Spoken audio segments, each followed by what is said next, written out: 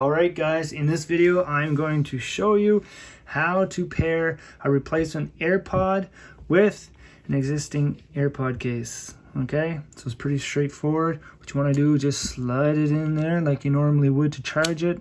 Let's keep the lid open, and on the back with your pairing button. But before you do that, you want to go into your setting button on your iPhone.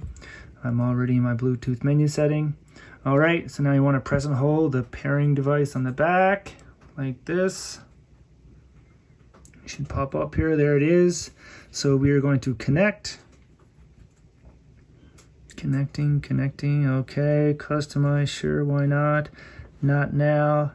And there is Alex's AirPods that we just connected. Okay, as you can see here. Cool. So we're good to go. Just like that, folks. Hope this helps. See ya.